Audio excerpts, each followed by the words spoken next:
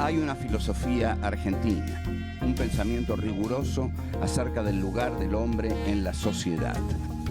Obras literarias como El Facundo, El Martín Fierro, El Matadero. Texto axial, fundamental, el plan revolucionario de operaciones de Mariano Moreno, Los muertos en Plaza de Mayo. El primer centenario se festeja bajo estado de sitio.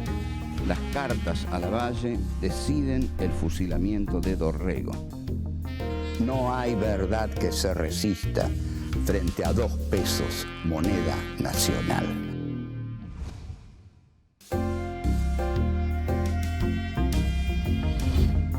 Encuentro 12. La metáfora de la casa tomada. 1. Los dueños de la casa. 2. El insomnio del señor Lanari. 3. El aluvión zoológico. 4. La farsa y el fanatismo.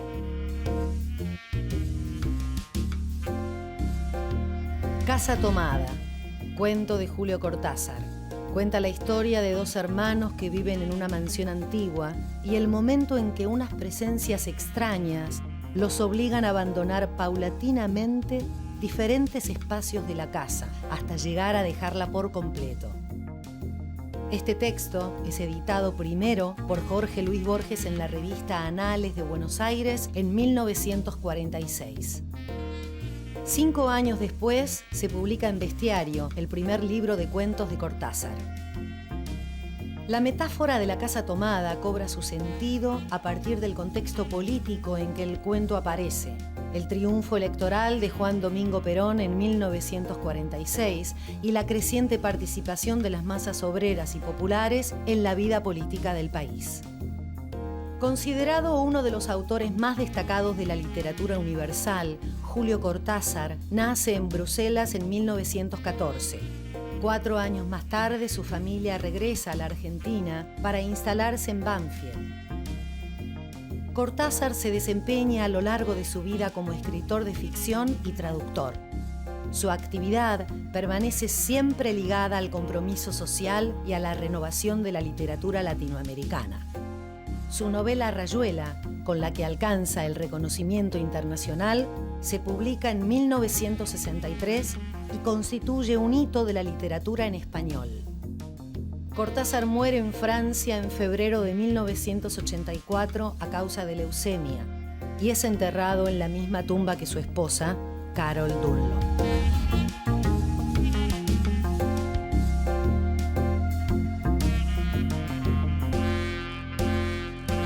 Este es nuestro encuentro número 12. Vamos a tratar uno de los ejes conceptuales más importantes para pensar este país. Se trata de lo que yo llamo la metáfora de la casa tomada. ¿Qué es la casa? La casa es la casa de los dueños. ¿Quiénes son los dueños de la casa? Los dueños de la casa son las clases dirigentes. Para la oligarquía argentina, para la generación del 80, para el rockismo, para los dandis del Club del Progreso, para Miguel Cané, la casa es la casa de ellos. Ellos son los dueños de la casa y que no les vengan a sacar la casa. La casa se la ganaron con la Revolución de Mayo centralizada en Buenos Aires, con Juan Manuel de Rosas, que también centralizó la política e incluso su proteccionismo en Buenos Aires, y con el 80, que centraliza el poder en Buenos Aires. Esa es la casa que la oligarquía hace y que vimos festejar el centenario. ¿De dónde surge esta metáfora de la casa tomada? Bueno, no sé si surge de ahí, pero vamos a partir de un cuento de Julio Cortázar que se llama justamente Casa tomada. Lo publica Jorge Luis Borges. Cortázar era un pibe joven y le lleva este cuentito a Borges, que lo publica en una revista que se llama Anales. Cortázar está muy contento, etcétera, etcétera. Y bueno, como ustedes saben, Cortázar después se va de la Argentina, en la década del 50, porque dice que los bombos peronistas no le permiten escuchar a Bartók. Bueno, no vamos a hablar ahora de Cortázar, pero vamos a hablar de Casa Tomada de Cortázar, que es un cuento conceptual. Son dos hermanos de la oligarquía, porque viven de las rentas de la familia, que viven en una casa. De pronto empiezan a advertir que las distintas habitaciones de la casa comienzan a ser tomadas. No dicen por quién, solo dicen las habitaciones están siendo tomadas. Y ellos se van trasladando a otras habitaciones, porque las que van dejando son las que han sido tomadas. Entonces dicen, bueno, vamos a tener que vivir de este lado de la casa, porque el otro lado de la casa fue tomado. Cortázar no explicita quién toma la casa, solo explicita que estos dos hermanos, que son dos hermanos de estirpe oligárquica, y que también insinúa que hay ahí una relación incestuosa, tienen que ir abandonando cada vez más la casa, en la cual dejan cosas. Tienen que dejar cosas que quieren, que hubieran querido retener con ellos, libros de literatura francesa, con lo cual Cortázar da el toque esencial para caracterizar a estos dos hermanos. La angustia que les produce que la casa sea cada vez menos de ellos, les impide pensar. Les impide pensar porque en realidad tienen cada vez más miedo, y cuando se tiene miedo no se piensa. Entonces comienzan cada vez más a retirarse, hasta que por fin abandonan la casa, y la frase final es así porque no podíamos quedarnos en la casa porque estaba totalmente tomada. Bueno, ¿cuál es la conclusión? ¿Cuál es la metáfora de esto? La metáfora es que lo que no puede tolerar la oligarquía, las clases hegemónicas, las clases dominantes, las clases patricias, es que les tomen la casa. ¿Quiénes les toman la casa? Les toman la casa los que vienen de afuera. La casa estuvo en peligro de ser tomada por lo que la oligarquía llamó la chusma ultramarina, que llegó a principios del siglo, y luego, muy gravemente, con los migrantes internos a los cuales el general Perón da cobertura política. Ahí sienten más que nunca que la casa les está por ser tomada, hasta tal punto que bombardean la Plaza de Mayo. Bombardear la Plaza de Mayo es un hecho gravísimo. Yo no sé si lo hemos pensado bien, pero es un hecho gravísimo. Bombardear una ciudad abierta, indefensa, es un hecho gravísimo. Luego hay un momento terrible también de la casa tomada, que es el 25 de mayo de 1973, con el camporismo.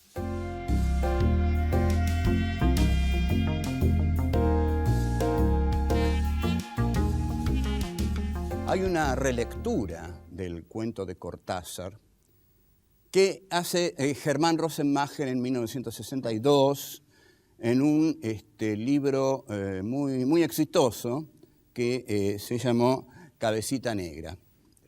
El cuento trata acerca de un señor, Lanari, de alta clase media, que ha luchado mucho en la vida, ha hecho dinero, tiene un hermoso departamento, y es verano, hace calor, y mandó a su familia a veranear en Mar del Plata. Él está solo en su casa, toma un whisky, hace calor, las ventanas están abiertas, no puede dormir porque ese es un problema para él. Ahí nos señala Rosenmacher que un poquito hacer dinero trae ciertos problemas y ciertas neurosis, y que los ricos no son tan felices. Pero de todos modos, el señor Lanari disfruta de su casa porque su casa es su refugio. Su casa es su casa. Esto es lo fundamental de la metáfora de la casa tomada. La casa de la burguesía es la casa de la burguesía, y que nadie se la venga a quitar. La casa de los patricios es la de los patricios, y la casa de los patricios es el país. Y que ese país nadie se lo venga a quitar. Bueno, Entonces, el señor Lanari escucha que una mujer grita en la noche, un poco absurdamente, pero también tengamos en cuenta que no eran los tiempos actuales, sino que era la década del 60, el señor Lanari sale a la calle, quizá comete un error o quizá es una posibilidad de la época. Se acerca, hay una mujer tirada en el suelo y el señor Lanari la desprecia, digamos. Y ahí Rosenmacher tiene una frase feliz. Rosenmacher no era un muy buen prosista, pero era un escritor voluntarioso y murió muy joven y realmente lamentamos que haya muerto tan joven, porque murió en un accidente absurdo en Mar del Plata por dejar abierto el gas y con uno de sus hijos pequeños. Y Rosenmacher dice que el señor Lanari mira a esa negrita con un lento desprecio, ¿no? La despreció lentamente, dice. Bueno, entonces la está mirando a ver si la ayuda y aparece un policía. Y el policía le dice, bueno, ¿qué hace usted aquí con esta mujer? Queda arrestado. Dice, un momento, le dice, caramba, un momento, señor.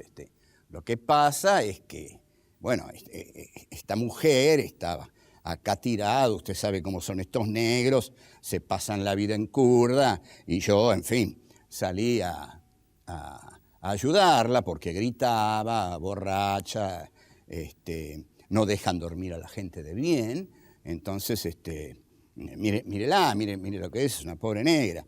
Y cuando lo mira el policía, se da cuenta que el policía es bastante negro, es preocupantemente negro. Entonces el policía le dice, ¿cómo se llama usted? Lanari. Bueno, vamos a su casa, le dice. ¿Por qué? Bueno, porque tenemos que ir a su casa. Bueno, van a la casa del señor Lanari, los dos morochos, digamos, y el señor Lanari, entran, ella se tira en la cama matrimonial, se revuelca por ahí, como una gata en celo, y cuando el señor Lanari se enoja un poco con el policía, ¿cómo se atreve? El policía le da una piña que lo sienta, y el señor Lanari queda atónito. ¿Cómo se atrevió? ¿Cómo se atrevió ese negro, aunque sea policía, a darle una trompada a él? Un propietario, un blanco, un burgués de jerarquía. Pero así ha ocurrido. Están en su casa, ella duerme en la cama de su honorable mujer, y entonces le empieza a tomar las bebidas, le dio una trompada, y aquí Rosenmacher marca indudablemente ya lo que su cuento cuenta, ¿no? Lo que su cuento intenta narrar, y dice, el señor Lanari se acordó de esa jornada en la cual los negros se habían lavado las patas en las fuentes. Con lo cual queda señalada la ideología peronista del cuento, porque el día en que los negros se lavaron las patas en las fuentes fue el 17 de octubre de 1945. Entonces el señor Lanari dice, piensa, horrorizado, todo lo que conseguí en la vida está en peligro, y el policía le dice que esa mujer, a la que usted llama así negra, es mi hermana, y por eso nomás le doy otra piña. Y finalmente se van por las suyas, pero la casa ha sido devastada. Entonces el señor Lanari se da cuenta de esa intrusión. Entraron en su casa, tomaron su casa, devastaron su casa, violaron su casa. Eso no puede ocurrir.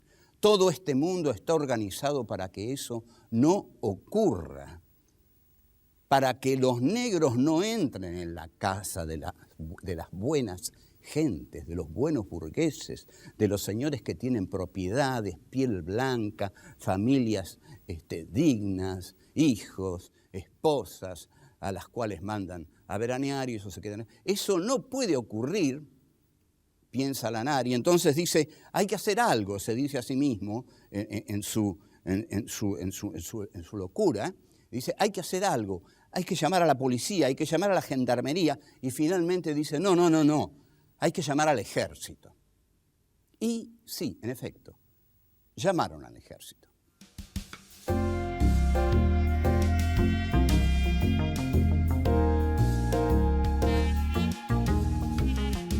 Esta invasión que implica entrar en las casas en las que no se debe entrar porque tienen propietarios, es lo que un opositor al primer peronismo llamó el aluvión zoológico. ¿Qué era el aluvión zoológico?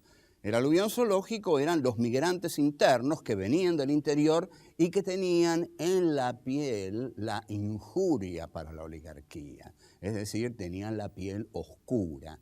Eran los negros, con lo cual es muy interesante ver que si hubo una clase racista en los años 40 fue la oligarquía, y que si uno piensa que la base esencial del nazismo, y les aseguro que sé mucho de esto, es el racismo, los nazis entonces estuvieron del lado oligárquico, porque Perón no fue racista nunca, al contrario, les dio cobertura política a esos negros. Bueno, pero esto es una cosa lateral para que ustedes la piensen, ¿no? Que las cosas no son tal como se dicen. Un personaje de grandes ambiciones literarias que no pudo cumplirlas, porque quizás a veces se tienen grandes ambiciones literarias, pero no se tienen tan grandes talentos como las ambiciones literarias que se tienen, fue Ezequiel Martínez Estrada. Ezequiel Martínez Estrada, hombre contradictorio, escribió un libro muy ambicioso, Radiografía de la Pampa, que pretendía ser claramente el Facundo del siglo XX. No lo fue.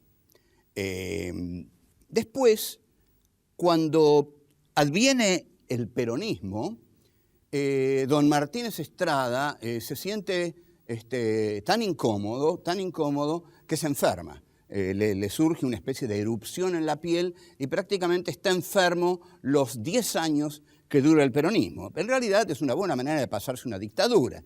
Es decir, uno, digamos, llega a la dictadura, se enferma, se mete en la cama y cuando se va a la dictadura se cura y sale de nuevo a la calle. Bueno, lo iba a visitar una señora muy combativa de la oligarquía, que era Victoria Ocampo. Victoria Ocampo era muy amiga de Martínez Estrada, y bueno, y entre ellos tendrían sus conversaciones. Después Martínez Estrada viajó a Cuba, donde encontró socialistas menos negros y algunos totalmente blancos, como Ernesto Che Guevara de la Serna.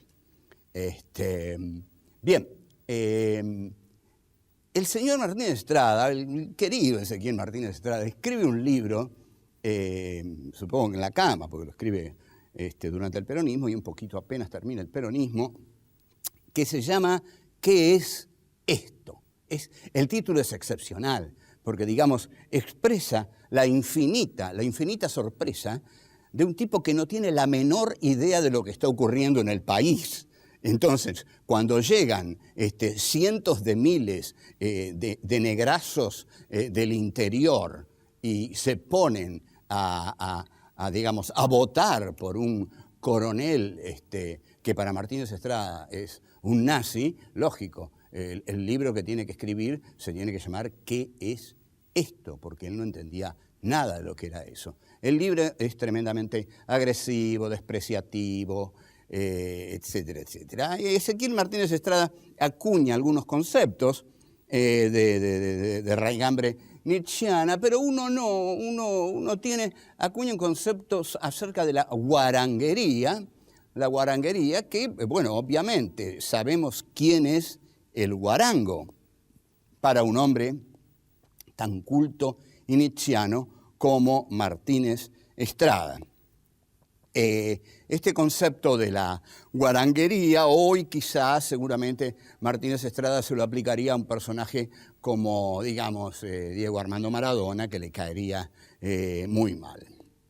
Esto que para Martínez Estrada le produce urticaria, esto que a Martínez Estrada lo brota y le hace decir ¿qué es esto?, a otro personaje de la misma época, mujer, la lleva en su último mes de existencia a escribir un texto jacobino, desolador, dramático, mortal, porque se muere, son las últimas palabras, y es la mujer que más amó a esos que Martínez Estrada tanto odió. Esa mujer que amó a los migrantes, al aluvión zoológico, a los negritos que venían del interior, a los peronchos, a los cabecitas negras, fue Eva Perón.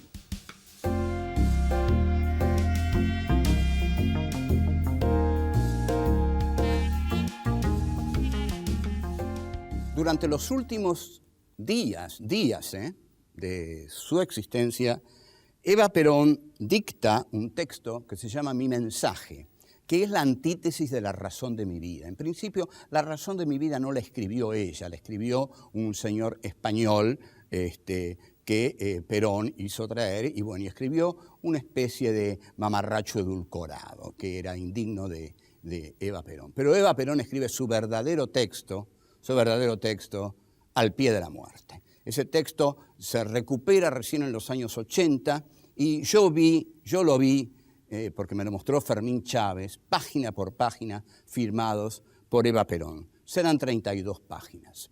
Ahí Evita, a calzón quitado, dice: yo llegué muy alto porque nadie fue capaz de seguir la farsa como la seguí yo. Ahora que seguí la farsa, conozco mejor que nunca todas las verdades y todas las mentiras de este mundo. O sea, lo que nos está diciendo es que la Evita Dior, la Evita que usaba vestidos Christian Dior, los usaba para hacer la farsa, para entrar en los salones de la oligarquía y jugar la farsa y conocerlos internamente. Ahí se da el gusto de insultarlos de frente. Lo dice: yo me di el gusto de insultarlos de frente. Y dice: y ahora, como seguí la farsa, como estuve en las fiestas de ellos, los voy a denunciar. Y empieza a denunciarlos. ¿Desde dónde? ¿Desde la calma, desde la inteligencia, desde la sensibilidad, desde el corazón? No, desde el fanatismo. Evita estaba orgullosa de ser fanática. Esta palabra hoy suena mal, pero el fanatismo de Evita no tiene nada que ver con el fanatismo islámico ni con el fanatismo norteamericano. El fanatismo de Evita tiene que ver con su amor desmesurado por los pobres, con su sensibilidad increíble para recibir en su corazón y captar la injusticia del sistema en que vivía. Entonces, dice: creo en los fanáticos porque los fanáticos son los que se queman en su propia fe. Los fanáticos son los que se queman en su propia fe. Muchas veces Evita dice: es mi propia militancia la que me está matando. Me estoy quemando a mí misma en la lucha en que estoy llevando. Y dice una frase también, escribe en este texto que es hermoso, algo fundamental. Esto lo tienen que escuchar todos. Escuchen, a ver si escuchan esto. Evita dice: yo no me dejé arrancar el alma que traje de la calle. ¿Cuántos malos tipos y malas minas que llegan a las alturas del poder, dejan de lado el alma que traían de la calle? No, para eso treparon, para olvidarse del alma que traían de la calle. Bueno, ella dice que no, que su mayor virtud es que jamás se dejó arrancar el alma que traía de la calle. Y con el alma que traía de la calle, que la identifica con las víctimas y con los perdedores, porque para Evita la historia humana es la historia de la defensa de las víctimas y de los perdedores, y eso lo hace con el alma que trajo de la calle, empieza a reprocharle a las jerarquías eclesiásticas y militares todas las atrocidades de la patria. Y dice frases como: los militares son carne de la oligarquía. Evita le pedía a Perón que lo fusilara a Menéndez en 1951 y Perón no lo hizo, en tanto Aramburu y Rojas fusilaron a Juan José Valle en 1956. En cuanto a los curas, no los quiere para nada. Los curas, dicen, tienen una función esencial para conservar los bienes de la oligarquía. Consuelan a los pobres. Evita no quiere curas que consuelen a los pobres. Quiere curas que les revelen a los pobres la injusticia de su condición. Esos son los curas que quiere Evita. Incluso en el guión que yo escribí para la película Eva Perón, ella le pregunta a Hernán Benítez, que era su confesor, Padre, ¿por qué me estoy muriendo? ¿Por qué Dios me aparta de mi lucha? ¿Por qué Dios me está apartando de mi lucha? ¿Por qué yo me muero? Y Hernán Benítez dice, no tengo respuesta, hija. Yo sí, dice Evita, porque Dios es contrera. Después ataca furiosamente a los dirigentes peronistas. Y no se equivocaba. No se equivocaba. Evita dijo, y lo dijo para siempre, yo le tengo más miedo a la oligarquía que nace día tras día en el corazón de los dirigentes peronistas que a la oligarquía que derrotamos el 17 de octubre. Y no se equivocó. Pensemos en la década menemista, en ese peronismo oligárquico que entregó el país, que lo sumió en la pobreza que todavía estamos afrontando y que vamos a seguir afrontando mucho tiempo. Frente a Perón, tenía una actitud de exigencia. Nadie le exigió más a Perón que Evita. Este es el pensamiento de Evita. Se equivocan los que creen que Evita lo alababa tanto a Perón. No hay nada peor que la mujer que tenés al lado diga todo el tiempo que sos un gran hombre, porque se lo tenés que demostrar. Y si no se lo demostrás, te va a dejar. Entonces la táctica de Evita era decirle a Perón que era un gran hombre y marcarle, ojo, vos sos un milico, pero ante todo sos un líder popular. Y el día que dejes de ser un líder popular y el milico te gane el corazón, vas a perder, no vas a ser más Perón. Dice además que sabe que se muere. Hay que tener un enorme respeto por esto, porque alguien que muere y sabe que muere es alguien que está muriendo doblemente. Muere físicamente y muere espiritualmente, porque sabe que muere. Entonces dice sus últimas palabras. Y yo creo que sus últimas palabras van a ser estas, para mí, las más hermosas que dijo. Yo creo que podemos definir a Eva Perón como una mujer que no se dejó arrancar el alma que trajo de la calle. Chao.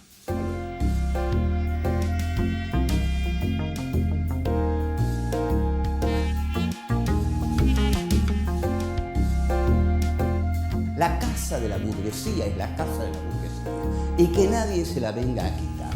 La casa de los patricios es la de los patricios y la casa de los patricios es el país. Yo creo que podemos definir a Eva Perón como una mujer que no se dejó arrancar el alma que trajo de la calle.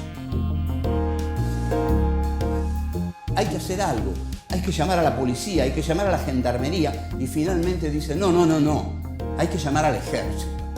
Y sí, en efecto, llamaron